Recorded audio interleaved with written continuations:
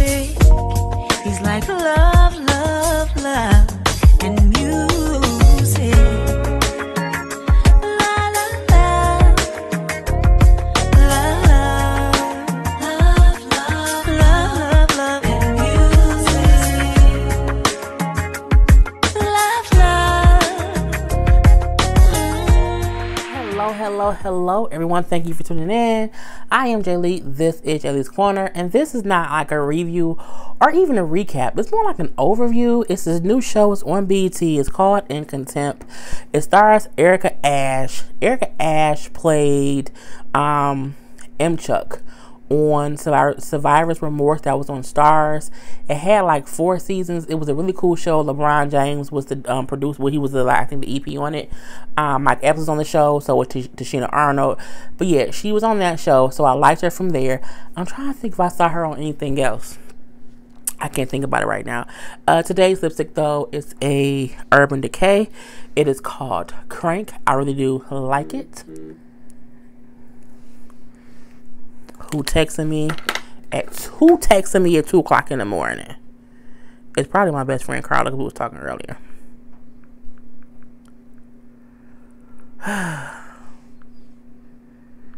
Oh no, it was Rain. Okay. Hey Rain. My other best friend. Anywho. So yeah, it's a cool show. It reminds me, it's on BT. It comes on, I think on Tuesdays or Wednesdays. I can't think what days came on, but you know, I didn't watch it until today. It's currently 1:42 in the morning. If you haven't watched it, go ahead and check it out. You know, it seems interesting because I watched her on one. She used to star the show, and because I watched M. Chuck, well, I'm gonna call her M. Chuck because Lord Jesus, because I watched. I need to cut my phone on vibrate because let me just stop. I'm sorry. Because I watched Survivor's Remorse and I saw her as M. Chuck for 4 seasons. I kind of sort of feel like it's as if M. Chuck went to law school and was a lawyer. But I still like it, you know, in a way. I do think I have to watch a couple more episodes to see where it goes from here, you know, because she's a lawyer. She works with the legal aid, meaning when you go to court and you can't afford a lawyer, that's who you go to. She's very opinionated. She seems to do what she needs to do for her clients. She's very strong-willed. I do like that. You know, she was defending a guy who was on trial for rape. And, you know, some girl said that he raped her or attempted to rape her. But couldn't really pick him out. You know, it was done in the dark. You know, just kind of described it was a black man. You know, he was saying how he did not do it. So she was trying to get him off and everything. And I liked how there was a little evidence here and there that was being ignored, as far as, you know, her not really being able to ID him, or the police saying the person had on a shirt with words on it and some jogging pants, and he had on a shirt with numbers on it and shorts. So, you know, the discrepancies in that, and no one paid. It was just different stuff. He had been in jail for like 9 months behind this accusation of rape, and he kept on saying he did not do it. So I liked how she went to bat for him, and even telling the judge, like, you know what I'm saying, that people are in jail every day because they can't afford lawyers, and because the prosecution or the judge ignores simple evidence that should not be ignored. You know, we might put this, you know, hanging from a tree. I said, well, God damn it now. You know what I'm saying? Her character's name is called Gwen.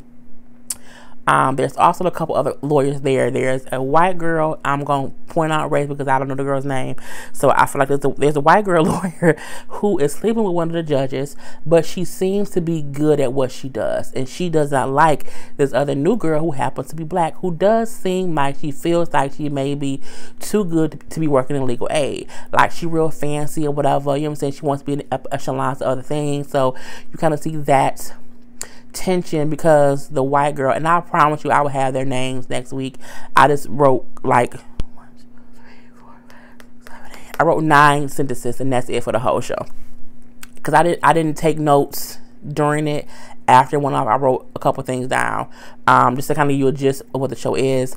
But yeah, so you kind of see how the girl who happens to be white, she's a lawyer, she takes pride in what she does, and she's like, I try to get the best thing for my client, even if the best thing for my client might be for them to take this deal so that they don't get more time later. And we know that's the thing that they say a lot with legal aid, is where they will make people plead out or make them take a deal so that they don't get more time. So sometimes that's a good thing. It depends. If a judge is being a hard ass and he's like, take this 60 days in jail, or let's go to trial, they might get 5 years. You know what I'm saying?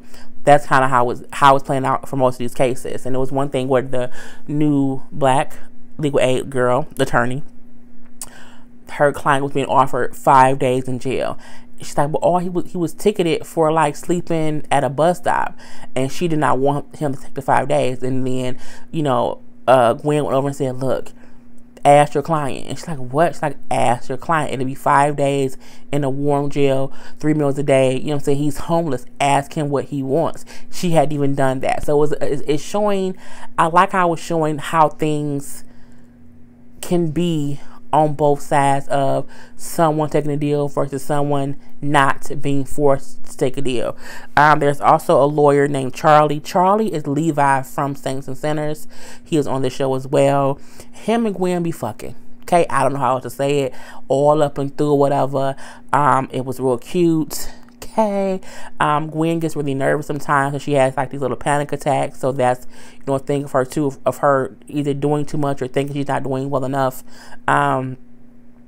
She does end up getting her client off, who was accused of rape. And I like what she did was she kept asking the girl, and the accuser happened to be a Asian female. And she kept on saying like, she had her client turn around so that the girl couldn't see his face. So they had been in court, I don't know how many times. And she said, can you describe the person who you're accusing of raping? You're like, what color are his eyes? She's like, I don't know. Does he have small eyes, round eyes, far apart? How are his eyes? I don't know. How is his nose? Small, round, big, whatever. House? I don't know. Only thing she can say was he's a black guy with black hair, and that was it. A black guy. It's like, you just described, anybody and everybody. But she actually had a sketch artist sitting in the courtroom listening to her description, and then she said, okay, this is a sketch artist, show what she's describing. It was a basic black man with no face. So you've accused my client of raping you and saying, I know it's imperfect, I know his face, I know he did it, and you've seen his face every day for the past 9 months or so that this trial has been going on, but you can't even describe the basic things of his face to say if his nose is wide or long, if his eyes are brown or gray, how his eyebrows look, do he have any scars. You cannot describe him at all. So how can you make us believe that you also know for a fact he did it? You can't even describe him of what he looks like. You only can say it's him because you see a face. And usually if someone does something to you, you can describe exactly what they look like, besides the fact they black and they have short black hair. Like, it's more than that. I thought that was genius. I really did. It was a thing of showing how people will accuse a black person of doing something, and this is a blanket black face, because as they think we all look the same. And then it was also a thing to where the security on the campus, it happened like a school campus. The security on the campus said how the police did not want to even take their statement because they said that someone else was picked up for it that same night. And that person had the same clothing that the girl described, and they just ignored it. Even the prosecution had the picture of the guy and never brought it up, which is something else. Y'all would let any black man go to jail, even if you know it's a possibility that he did not do it. So it was a great thing that, to show that the ending, Gwen and Charlie, who was Levi from Saints and Sinners, be messing around, whatever, but they be trying to not do it. Okay, they be trying to not do it, but they be all doing it at the office. And she was in the bathroom. He came in and he was like, tell me you don't want me. He said, he called himself a maple glazed bacon donut. I said, bitch, what you call yourself? A maple glazed bacon donut. You know what I'm saying? Let me have my fat bitch moment. I like donuts, not maple. You know what I'm saying? But he said a maple.